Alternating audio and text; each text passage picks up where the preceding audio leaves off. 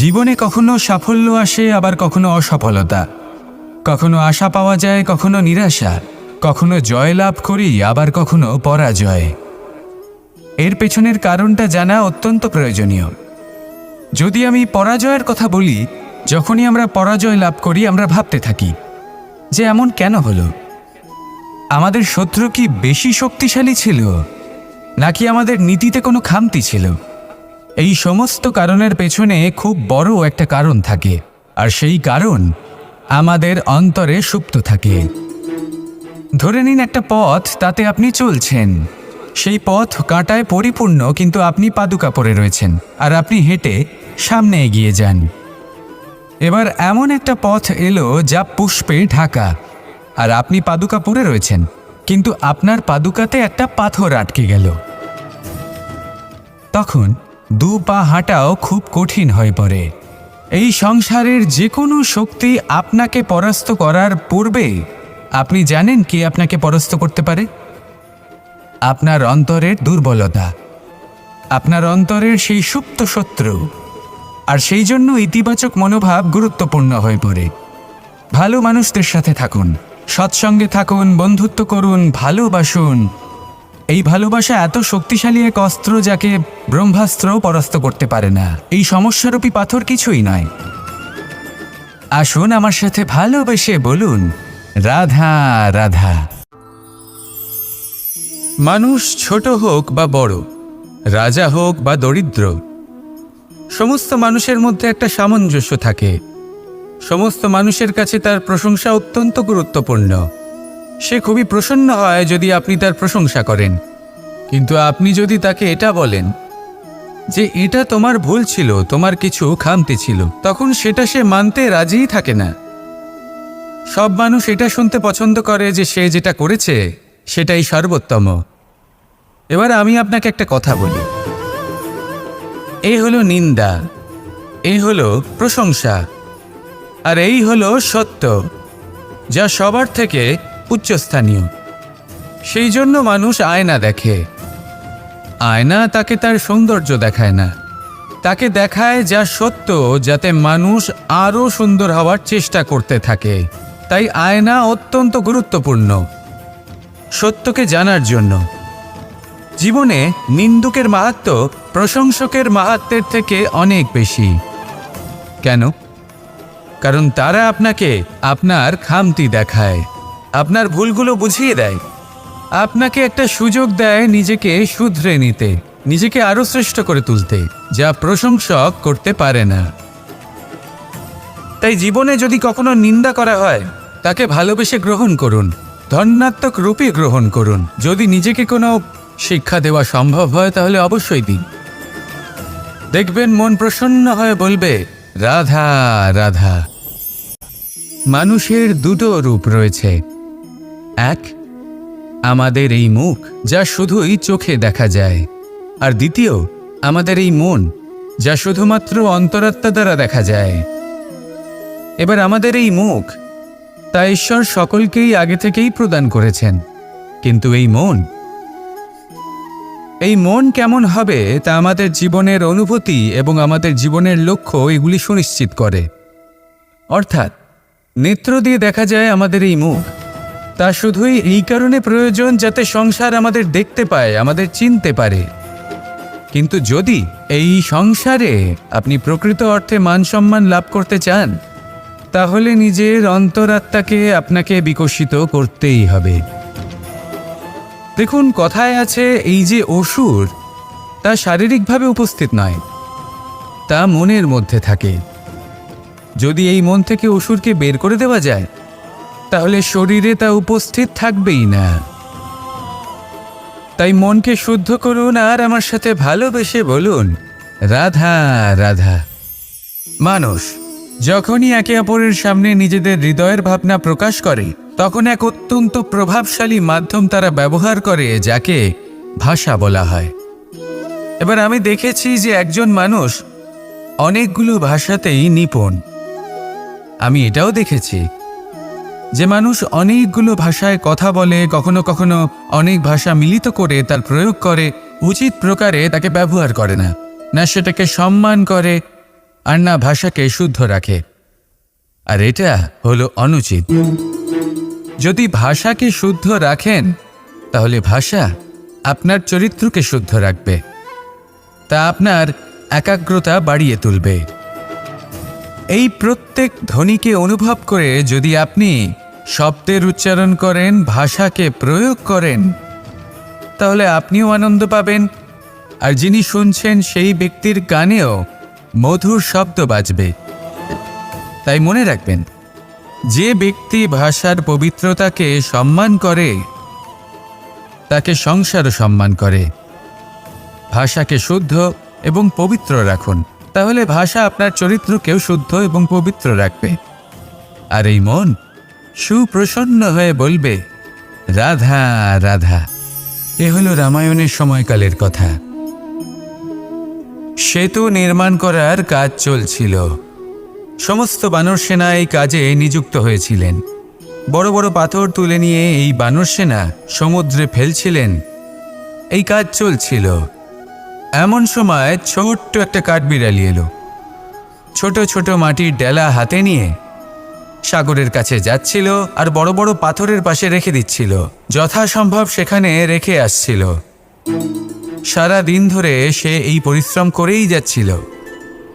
এবার শ্রীরাম তার এই কাজ দেখতে পেলেন।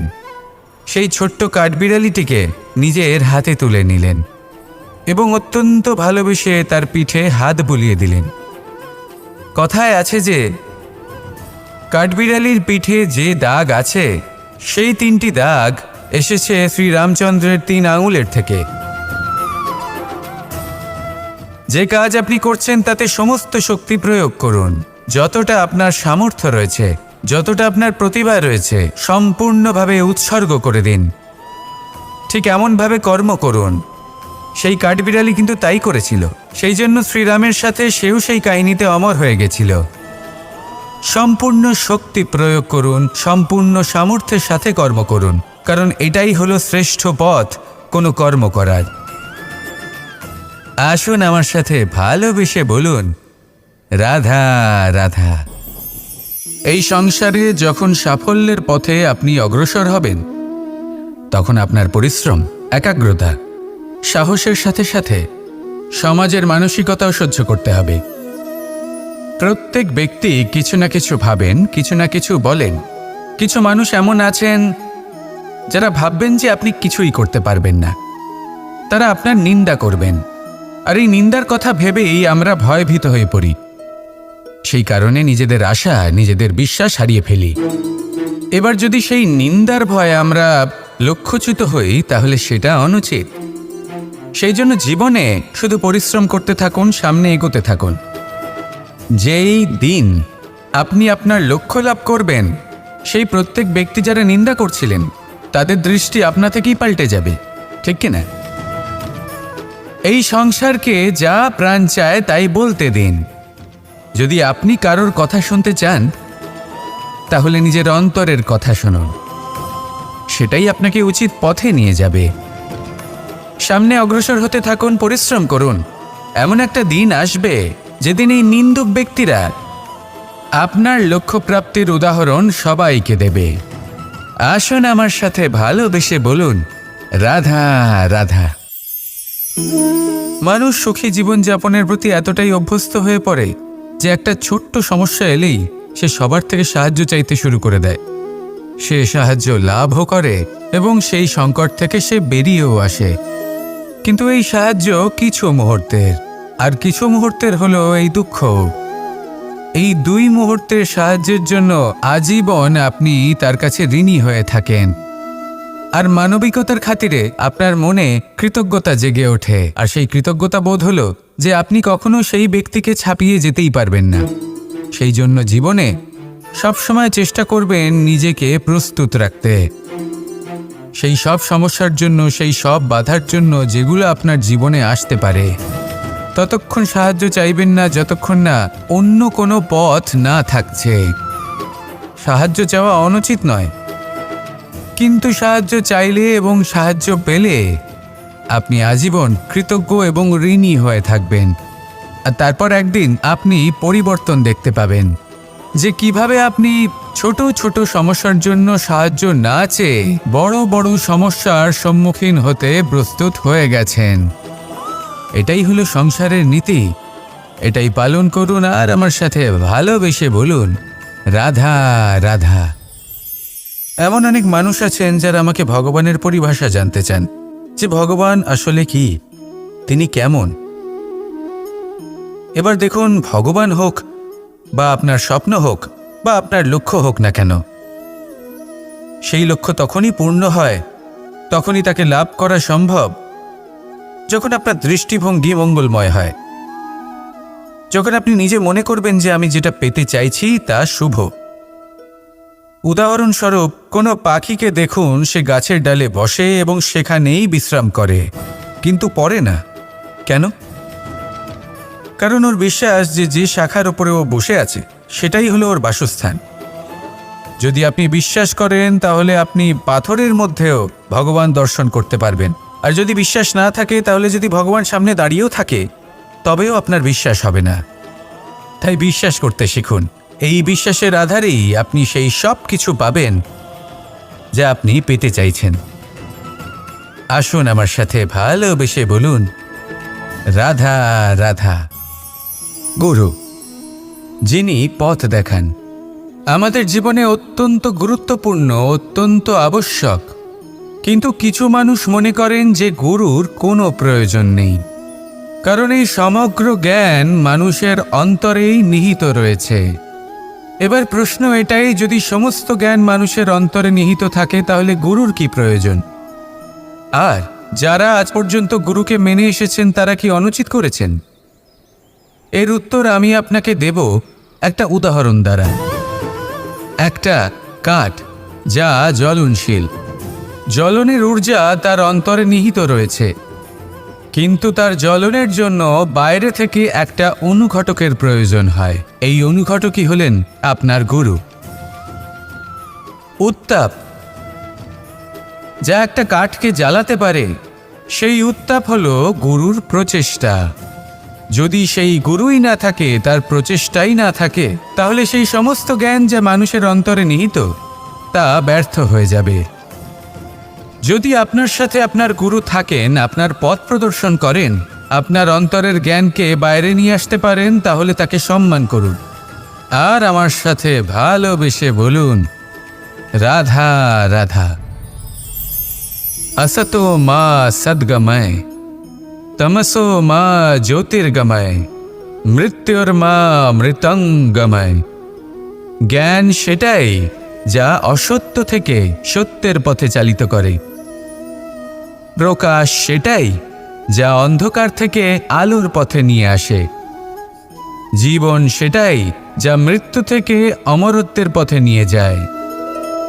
এবার এই তিনটে, জ্ঞান, জীবন এবং প্রকাশ, একই রকম। শূন্য থেকে এর উৎপত্তি হয় এবং আস্তে আস্তে আপনার জীবনে বিস্তার লাভ করে। এবার আমরা এটাই ভাবি যে কেমন করে এই তিনটিকে আগলে রাখা যায়। এর উত্তর হলো, এদের আগলে রাখার প্রয়োজনই নেই, ভাগ করে দিতে হবে। কোনো বৃক্ষকেই দেখে নিন, একটি বৃক্ষ অনেক বছর ধরে বেঁচে থাকে। কেন? কারণ সে ভাগ করে দিতে জানে।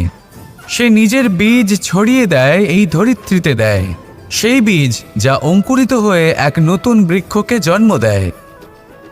শুধু ছড়িয়ে দিয়ে একটি বৃক্ষ জীবন দান করতে পারে। যদি কোনো ব্যক্তি জ্ঞান ছড়াতে শিখে যান, যদি প্রকাশ, আলোর কিরণ ছড়িয়ে দিতে শিখে যায়, কোনো ব্যক্তি তার জীবনের সুখ ছড়িয়ে দিতে শিখে যান, তাহলে তিনি মৃত্যুর পরও মৃত হন না। এই ভাগ করে দেওয়ার সুখটাই কিছুটা আলাদা। এই সুখ অনুভব করুন আর আমার সাথে ভালোবেসে বলুন, রাধা রাধা। আপনি কখনো কোনো সরোবরের দিকে তাকান, যার জল হলো শান্ত, স্থির। আপনি স্পষ্ট দেখতে পাবেন সেই সরোবরের তলদেশে কি রয়েছে। তাতে সাঁতরে বেড়াচ্ছে সুন্দর মাছ, চকচকে কিছু পাথর, স্বর্ণরূপী বালি, সবই আপনি দেখতে পাবেন। কিন্তু যখনই আপনি একটা ছোট্ট পাথর তুলে সেই জলে ছুঁড়ে ফেলবেন, তখন সেই জল বিচলিত হবে আর সেই স্পষ্টতা ন্যূনতম হয়ে যাবে। তারপর কিছুই স্পষ্টভাবে দেখা যাবে না। এই ঘটনা মানুষের সাথেও ঘটে। মানুষ যদি বিচলিত হয়ে পড়ে, তখন সে বুঝতে পারে না যে বর্তমানে কি হয়ে চলেছে আর ভবিষ্যতে কি করা উচিত। কিন্তু সেই মানুষ যদি শান্ত থাকেন, স্থির থাকেন, ধন্যাত্মক থাকেন, তাহলে নিশ্চিত রূপেই বুঝতে পারবেন যে বর্তমানে কি করতে হবে আর ভবিষ্যতে কি করতে হবে। তাই নিজের মধ্যে সেই স্থিরতা আনুন, সেই ধৈর্য ধরুন, নিজেকে শান্ত রাখুন আর সবার মধ্যে ভালোবাসা ছড়িয়ে দিন। এই মন প্রসন্ন হয়ে বলবে, রাধা রাধা। সম্পর্ক এ হলো এক বন্ধন যা আমাদের এক সূত্রে বেঁধে রাখে। কিন্তু এমন কিছু ব্যক্তি থাকেন যারা এই সম্পর্কের বিষয়ে নিজস্ব একটা ধারণা করে ফেলেন যে সম্পর্ক এরকম হওয়া উচিত, সম্পর্ক সেরকম হওয়া উচিত। আমি এই সম্পর্কের জন্য কত কিছু করেছি এই ব্যাখ্যা করতে থাকেন আর তার বদলে অনেক কিছু প্রত্যাশাও করেন। কিন্তু সত্য হলো এটাই যে সব সম্পর্ক একরকমের হয় না, কিন্তু প্রত্যেক সম্পর্কের একটা বিশেষত্ব থাকে। যেমন চোখ আর নাকের এই সম্পর্ককেই দেখুন। চোখের সব থেকে কাছে কে আছে? নাক আছে। কিন্তু এই চোখ দিয়ে এই নাককে আমরা দেখতেই পাই না। তবে কি ধরে নেব এই সম্পর্কের কোনো মূল্য নেই? এমনও নয়। ঠিক এইভাবেই যদি কোনো ব্যক্তি তার আবেগ আপনার কাছে ব্যক্ত করতে না পারেন বা প্রকট করতে না পারেন বা আপনাকে বোঝাতে না পারেন, তাহলে তার মানে এটা নয় যে তার সাথে আপনার সম্পর্কের তিক্ততা রয়েছে। এমনটা কখনোই নয়। শুধু চোখ আর নাকের এই সম্পর্কের মতোই হলো আমাদের জীবনে আমাদের আপনজনের সাথে সম্পর্ক। যদি কারোর ব্যবহার আপনার প্রতি অনুচিত হয় বা যদি কেউ অনুপস্থিত থেকে থাকে বা কেউ যদি আপনাকে বুঝতে না পারেন, তাহলে তার অর্থ এটা নয় যে আপনি সেই সম্পর্ক ভেঙে ফেলবেন। বুঝুন, আপনার জীবনে তার গুরুত্ব কোথায় আর তার জীবনে আপনার। সম্পর্ক গড়ে তুলুন, তাকে পালন করতে শিখুন, একসাথে মিলে চলুন। এই মন সুপ্রসন্ন হয়ে বলবে, রাধা রাধা।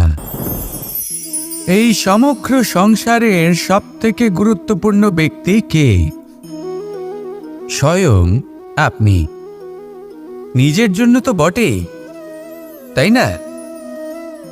কারণ যখন আপনি জন্মগ্রহণ করেন, নিজের চোখ খোলেন, এই সংসারে আসেন, তখনই তো এই সংসারকে আপনি দেখতে পান, অনুভব করতে পারেন। এখানকার আবেগ, এখানকার মানুষজন তখন থেকেই অনুভব করেন। যদি আপনি না থাকেন, তাহলে এই সংসারের অস্তিত্ব আপনার কাছে শূন্যের সমান, তাই না? আপনি না থাকলে এই সংসারও আপনার কাছে নেই। এবার সবাই বলবেন যে এ তো সত্যি কথা। সেই অনুযায়ী তো আমার স্বার্থপর হওয়া উচিত, অহংকারী হওয়া উচিত, কারণ আমার কাছে আমিই তো সব কিছু। দৃষ্টিভঙ্গি পাল্টে দেখুন। আপনার কাছে সবথেকে বেশি গুরুত্বপূর্ণ ব্যক্তি কে? আপনি নিজেই। সেই মানুষটি কেমন হওয়া উচিত একটু ভেবে দেখুন। সবসময় সকলকে সাহায্য করুন, একসাথে মিলে পরিশ্রম করুন, সাহায্য করুন অন্যদেরকে। এটা অতি আবশ্যক। এবং তার থেকেও বেশি গুরুত্বপূর্ণ হলো এটাই যে আপনার মনে যেন কখনো এই বিষয়ে ভয় না থাকে যে আমি আমার প্রিয়জনদের, আমার কাছের মানুষগুলিকে হারিয়ে ফেলব। এই ভয় কখনোই মনের মধ্যে থাকা উচিত নয়। যদি ভয় থাকে তাহলে থাকুক এই বিষয়ে যে সকল মানুষ আমার জীবন থেকে, আমার থেকে দূরে চলে যাচ্ছেন, তাদের বাধা দিতে দিতে আমি যেন নিজেকেই না হারিয়ে ফেলি, নিজের অস্তিত্বকেই না হারিয়ে ফেলি, নিজের ব্যক্তিত্বকে, নিজের বিচারধারাকে, নিজের করুণার শক্তি না হারাই। তাহলে এই ভয় ত্যাগ করুন আর আমার সাথে ভালোবেসে বলুন, রাধা রাধা। এই ফল কি তা বলার কোনো প্রয়োজন নেই। এই ফল কতটা সুস্বাদু সেটাও বলার কোনো প্রয়োজন নেই। ধরুন এমন কোনো মানুষ আসলেন যিনি জানেন না এটা কোন ফল। তিনি এটা দেখে ভাববেন এ তো কাঁটার একটা গুচ্ছ মনে হচ্ছে, নিয়ে ফেলে দেবেন। সেখানে দ্বিতীয় কোনো ব্যক্তি যিনি বুঝদার, তিনি দেখবেন, ভাববেন যে প্রকৃতি এর গায়ে এত কাঁটা কেন দিয়েছে? অবশ্যই সুরক্ষার জন্য দিয়েছে, অর্থাৎ ভিতরে অবশ্যই অমূল্য কিছু রয়েছে। সেই ধরনের ব্যক্তি এই ফলের অন্তরে প্রবেশ করেন এবং এই ফলের আনন্দ উপভোগ করেন। এরকমই কিছুটা আমাদের সংসারেও আমরা দেখতে পাই। প্রত্যেক দিন আমরা নতুন নতুন মানুষের সাথে পরিচিত হই। এমন কিছু ব্যক্তি থাকেন যাদের সাথে প্রথম আলাপের পর আমাদের এটা মনে হয় যে এই ব্যক্তিকে দেখে একটু রাগী ব্যক্তি মনে হচ্ছে, বড়ই অহংকারী বোধ হচ্ছে, উদ্ধত মনে হচ্ছে। বেশিরভাগ মানুষ প্রথম আলাপের পরে তাদের সাথে দূরত্ব বজায় রাখবেন, কিন্তু যিনি বুঝদার ব্যক্তি তিনি ভাববেন যে এই ব্যক্তি এমন কেন করছেন। হয়তো সুরক্ষার খাতিরে এই ব্যক্তি নিজেকে এরকম করে তুলেছেন যাতে অন্য কোনো ব্যক্তি এসে ওনার সময় নষ্ট না করেন, ওনার আবেগের সাথে ছলনা না করেন, খেলা না করেন। হয়তো অতীতে এমন কোনো ঘটনা ঘটেছে যার জন্য এই ব্যক্তি কিছুটা এরকম হয়ে গেছেন। এমনই একজন ব্যক্তি সেই ব্যক্তির মনের গভীর পর্যন্ত পৌঁছতে পারেন আর সেখান থেকে শুভ গুণগুলিকে বাইরে বের করে আনতে পারেন। এরকমই ব্যক্তি হয়ে উঠুন, এমন বুঝদার ব্যক্তি হয়ে উঠুন যিনি সামনের ব্যক্তির খারাপ গুণগুলিকে অবহেলা করে হৃদয়ের অন্তঃস্থল থেকে শুভ গুণগুলিকে প্রকাশিত করে এবং সেই ব্যক্তিকে দেখাতে পারে। এমন ব্যক্তি হয়ে উঠুন যিনি নিজের জীবনকেও সফল করে তোলেন এবং অন্যের জীবনকেও। আসুন আমার সাথে ভালোবেসে বলুন, রাধা রাধা। আমি জীবনে অনেক ভালো মানুষের সংস্পর্শে এসেছি। এমন ব্যক্তি যিনি আজীবন জ্ঞান লাভ করে থাকেন, পড়তেই থাকেন, পড়তেই থাকেন, জ্ঞান অর্জন করতেই থাকেন, অত্যাধিক জ্ঞান অর্জন করতে থাকেন। কিন্তু এইটুকুই কি যথেষ্ট? ধরে নিন কোনো ব্যক্তি শিল্পকলার বিষয়ে অনেক বই পড়ে ফেলেছেন, কিন্তু কখনো শিল্পকর্মই করেননি। তাহলে সেই জ্ঞানের কি লাভ? কোনো লাভ নেই। এবার এটাই আমাদের জীবনে শেখা প্রয়োজন। আমরা জ্ঞান অর্জন করি কিন্তু তা যাপন করি না, তা কর্মজীবনে প্রয়োগ করি না। তাহলে এতে কি লাভ হবে?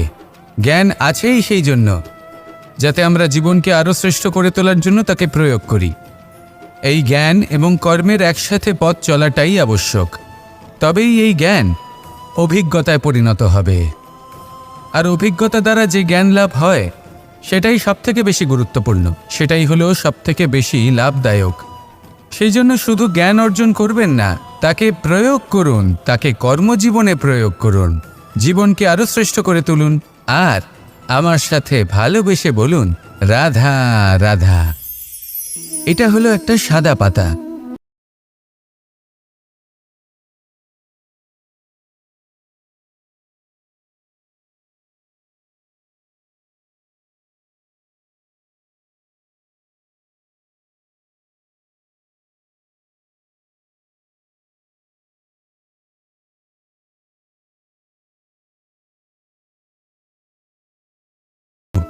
এই পত্র সেটাই হয়ে উঠবে। সেই রকমই হলো আমাদের জীবন। আমরা যেমন কর্ম আমরা করব, আমাদের অস্তিত্ব এবং ব্যক্তিত্ব ঠিক তেমনই হয়ে উঠবে। যদি আপনি একটা অসাধারণ, উজ্জ্বল এবং সম্মানজনক জীবনযাপন করতে চান, তাহলে তার একটা রহস্য আপনাকে বলি। যেমন কথন হবে, কর্ম তেমন হবে। অর্থাৎ যতটুকু বলেছেন ততটুকুই করুন, আর যতটুকু করেছেন ততটুকুই বলুন।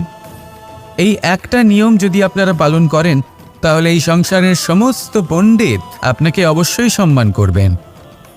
তাহলে এটাই করুন আর আমার সাথে ভালোবেসে বলুন, রাধা।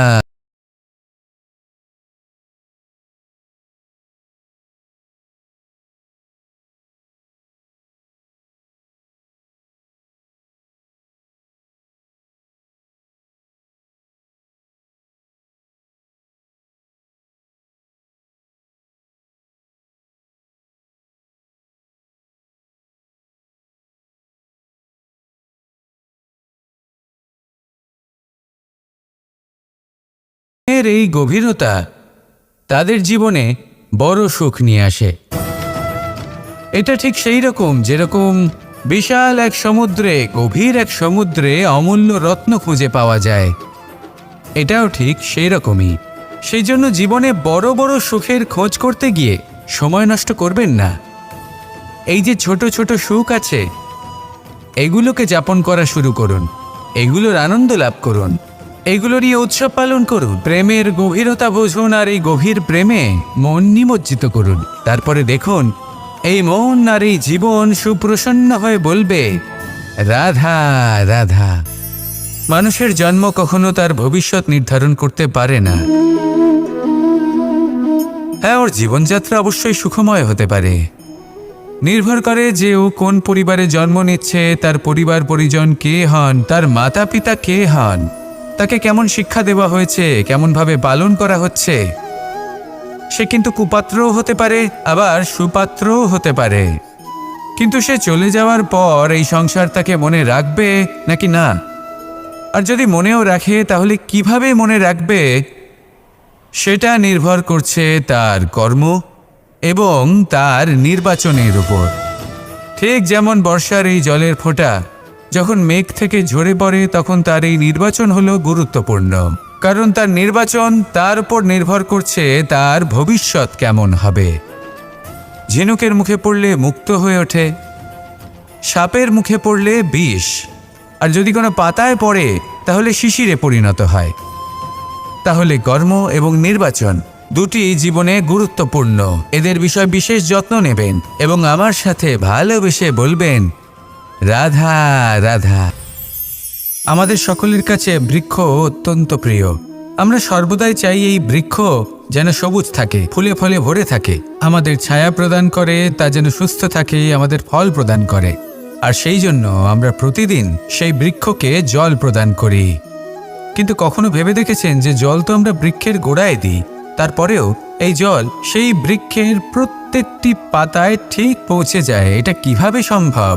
কিছুটা এরকমই হলো আমাদের কর্ম। যদি এই পৃথিবীতে থেকে শুদ্ধ মনে সৎকর্ম করেন, এই কর্ম সোজা ঈশ্বরের কাছে গিয়ে পৌঁছয়। যদি শ্রদ্ধাভাব নিয়ে সমর্পিত হয়ে শুদ্ধ চিত্তে আপনি কাউকে সেবা করেন, তা সে মাতা পিতাই হোক, পরিবার হোক, গুরু হোক, পশুপক্ষী হোক বা সমাজ হোক, তাহলে সেটা সোজা ঈশ্বরের চরণে সমর্পিত হয়। সবসময় শুদ্ধ চিত্তে সমর্পিত হয়ে এবং মনে শ্রদ্ধা ভাব নিয়ে কর্ম করুন। ঈশ্বর নিজে থেকেই এর ফল আপনাকে প্রদান করবেন। আসুন আমার সাথে ভালোবেসে বলুন, রাধা রাধা। ইচ্ছে এবং চেষ্টা এই দুই মানুষের মধ্যে আছে, কিন্তু এই দুইয়ের মধ্যে সামঞ্জস্য থাকা খুব প্রয়োজন। আপনার যা ইচ্ছে সেটা পূর্ণ করার জন্য চেষ্টার প্রয়োজন তো অবশ্যই।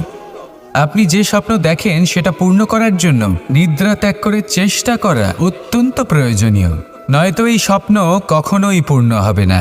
যদি আপনি কোনো প্রশ্নের উত্তর চান তাহলেও আপনাকে চেষ্টা করতেই হবে।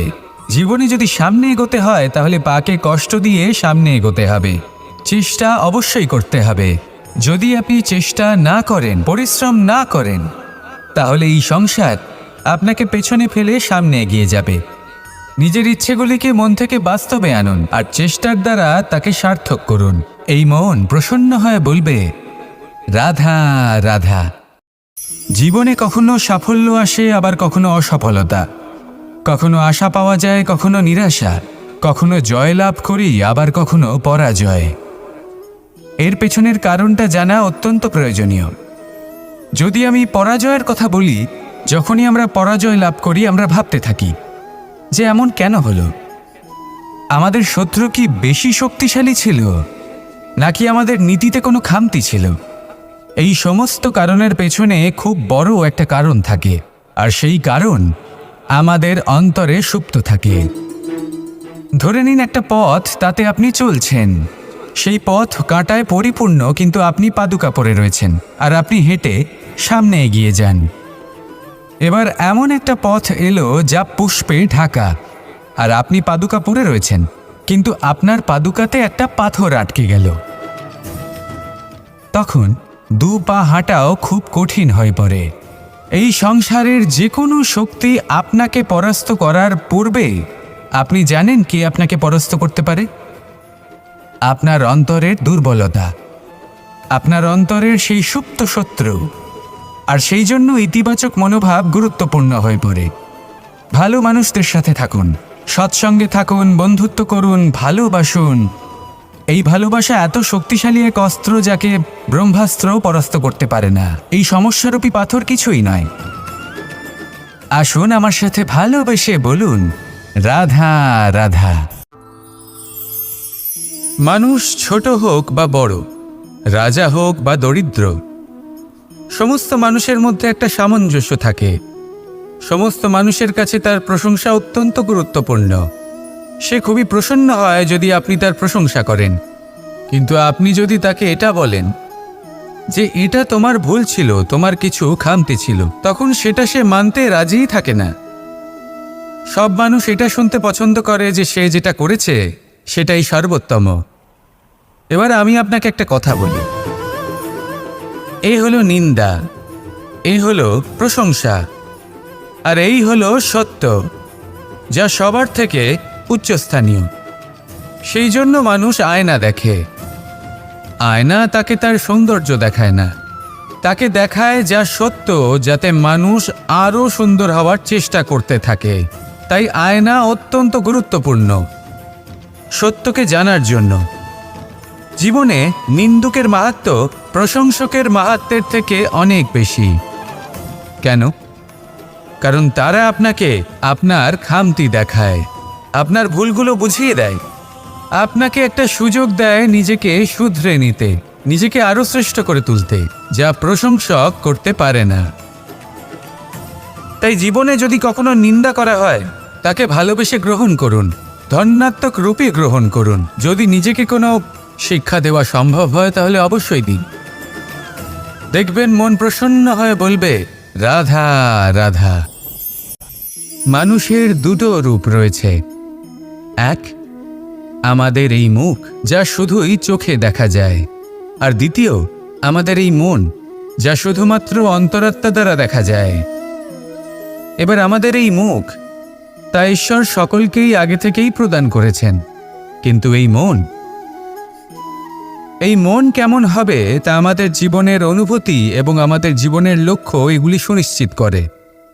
অর্থাৎ নেত্র দিয়ে দেখা যায় আমাদের এই মুখ, তা শুধুই এই কারণে প্রয়োজন যাতে সংসার আমাদের দেখতে পায়, আমাদের চিনতে পারে।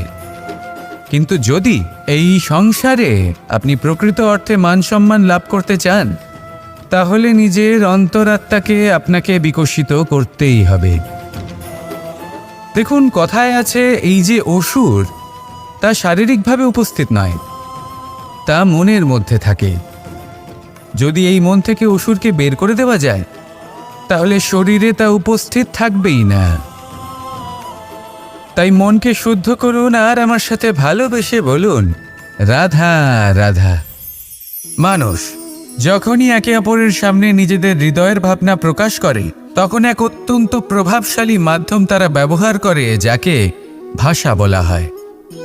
এবার আমি দেখেছি যে একজন মানুষ অনেকগুলো ভাষাতেই নিপুণ। আমি এটাও দেখেছি যে মানুষ অনেকগুলো ভাষায় কথা বলে, কখনো কখনো অনেক ভাষা মিলিত করে তার প্রয়োগ করে, উচিত প্রকারে তাকে ব্যবহার করে না, না সেটাকে সম্মান করে, আর না ভাষাকে শুদ্ধ রাখে। আর এটা হলো অনুচিত। যদি ভাষাকে শুদ্ধ রাখেন, তাহলে ভাষা আপনার চরিত্রকে শুদ্ধ রাখবে, তা আপনার একাগ্রতা বাড়িয়ে তুলবে। এই প্রত্যেক ধ্বনিকে অনুভব করে যদি আপনি শব্দের উচ্চারণ করেন, ভাষাকে প্রয়োগ করেন, তাহলে আপনিও আনন্দ পাবেন, আর যিনি শুনছেন সেই ব্যক্তির কানেও মধুর শব্দ বাজবে। তাই মনে রাখবেন, যে ব্যক্তি ভাষার পবিত্রতাকে সম্মান করে, তাকে সংসারও সম্মান করে। ভাষাকে শুদ্ধ এবং পবিত্র রাখুন, তাহলে ভাষা আপনার চরিত্রকেও শুদ্ধ এবং পবিত্র রাখবে। আর এই মন সুপ্রসন্ন হয়ে বলবে, রাধা রাধা। এ হলো রামায়ণের সময়কালের কথা। সেতু নির্মাণ করার কাজ চলছিল। সমস্ত বানর সেনা এই কাজে নিযুক্ত হয়েছিলেন। বড় বড় পাথর তুলে নিয়ে এই বানর সেনা সমুদ্রে ফেলছিলেন। এই কাজ চলছিল। এমন সময় ছোট্ট একটা কাঠবিড়ালি এলো। ছোট ছোট মাটির ডেলা হাতে নিয়ে সাগরের কাছে যাচ্ছিল আর বড় বড় পাথরের পাশে রেখে দিচ্ছিল, যথাসম্ভব সেখানে রেখে আসছিল। সারা দিন ধরে সে এই পরিশ্রম করেই যাচ্ছিল। এবার শ্রীরাম তার এই কাজ দেখতে পেলেন। সেই ছোট্ট কাঠবিড়ালিটিকে নিজের হাতে তুলে নিলেন এবং অত্যন্ত ভালোবেসে তার পিঠে হাত বুলিয়ে দিলেন। কথায় আছে যে কাঠবিড়ালির পিঠে যে দাগ আছে সেই 3টি দাগ এসেছে শ্রীরামচন্দ্রের 3 আঙুলের থেকে। যে কাজ আপনি করছেন তাতে সমস্ত শক্তি প্রয়োগ করুন, যতটা আপনার সামর্থ্য রয়েছে, যতটা আপনার প্রতিভা রয়েছে, সম্পূর্ণভাবে উৎসর্গ করে দিন। ঠিক এমনভাবে কর্ম করুন। সেই কাঠবিড়ালি কিন্তু তাই করেছিল। সেই জন্য শ্রীরামের সাথে সেও সেই কাহিনীতে অমর হয়ে গেছিল। সম্পূর্ণ শক্তি প্রয়োগ করুন, সম্পূর্ণ সামর্থ্যের সাথে কর্ম করুন, কারণ এটাই হলো শ্রেষ্ঠ পথ কোনো কর্ম করার। আসুন আমার সাথে ভালোবেসে বলুন, রাধা রাধা। এই সংসারে যখন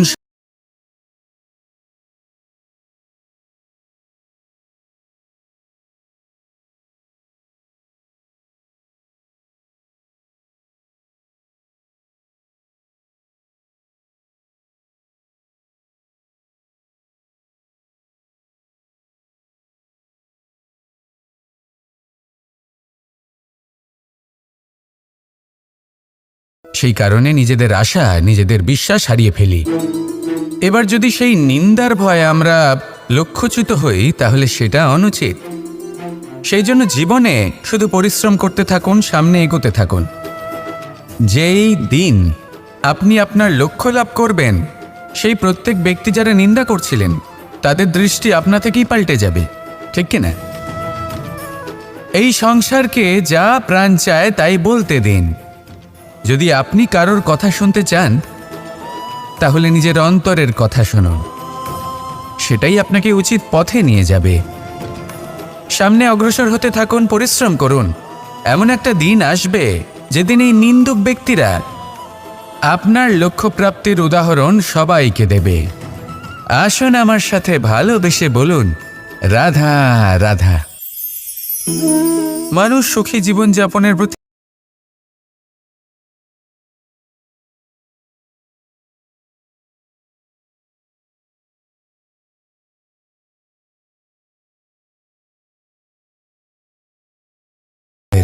আর কিছু মুহূর্তের হলো এই দুঃখ।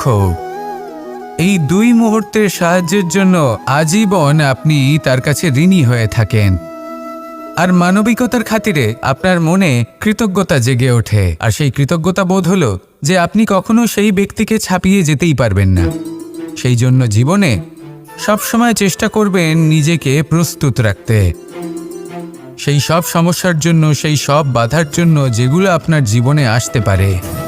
ততক্ষণ সাহায্য চাইবেন না যতক্ষণ না অন্য কোনো পথ না থাকছে। সাহায্য চাওয়া অনুচিত নয়, কিন্তু সাহায্য চাইলে এবং সাহায্য পেলে আপনি আজীবন কৃতজ্ঞ এবং ঋণী হয়ে থাকবেন। আর তারপর একদিন আপনি পরিবর্তন দেখতে পাবেন যে কিভাবে আপনি ছোট ছোট সমস্যার জন্য সাহায্য না চেয়ে বড় বড় সমস্যার সম্মুখীন হতে প্রস্তুত হয়ে গেছেন। এটাই হলো সংসারের নীতি। এটাই পালন করুন আর আমার সাথে ভালোবেসে বলুন, রাধা রাধা। এমন অনেক মানুষ আছেন যারা আমাকে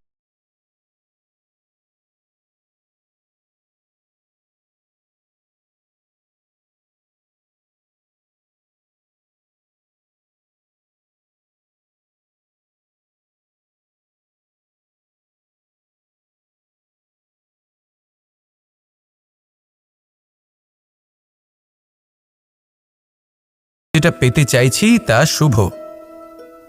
উদাহরণস্বরূপ কোনো পাখিকে দেখুন, সে গাছের ডালে বসে এবং সেখানেই বিশ্রাম করে, কিন্তু পড়ে না। কেন? কারণ ওর বিশ্বাস যে যে শাখার ওপরে ও বসে আছে সেটাই হলো ওর বাসস্থান। যদি আপনি বিশ্বাস করেন তাহলে আপনি পাথরের মধ্যেও ভগবান দর্শন করতে পারবেন। আর যদি বিশ্বাস না থাকে তাহলে যদি ভগবান সামনে দাঁড়িয়েও থাকে তবেও আপনার বিশ্বাস হবে না। তাই বিশ্বাস করতে শিখুন। এই বিশ্বাসের আধারেই আপনি সেই সব কিছু পাবেন যা আপনি পেতে চাইছেন। আসুন আমার সাথে ভালোবেসে বলুন